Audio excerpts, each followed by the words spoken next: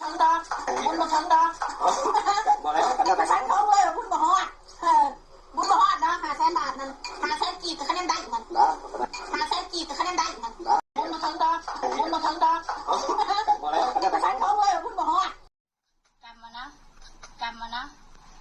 มันต้องสงสารลูกกูมันต้องสงสารลูกกูฝากพ่อแม่พี่น้องคุณป้าคุณลุงคุณน้าคุณอาเบิ่งให้น้องมาหน้าเนี่ยเด้อพี่น้องเด้อกินอีกยังกระเบิ่งให้นั่งแน่ลำบากแท้ๆพอได้เงินซื้อข้าวต้มขนมทำมึงเบิ่งช่องกูขอให้มึงตาเปื่อยกูขอให้มึงงัดไม่ได้กูเขาไม่ด่ากูนะตามสุดเด้อแต่มันชนปากจำมานะมันต้องสงสารลูกกูมันต้องสงสารลูกกูจำมานะมันต้องสงสารลูกกูมันต้องสงสารลูกกูลูกกูป่วยมึงเป็นมาส่งเงินให้กูกินเป็นคนปากบ้าตาขยิบอยากซื้อของมาให้กูกระเต้นซื้อมาเองอยากซื้อยังให้กูแดกก็ซื้อมาให้กูเองอยากให้เงินก็ส่งให้กูแดกเองแล้วที่ให้กูว่าจังไงบัดสุดท้ายนี้จากกูเอากูไปด่าเอาพวกกูไปด่ากูเป็นบ้าแต่กูจะถามสิจะมันละใครตาให้เองเนี่ยหรอ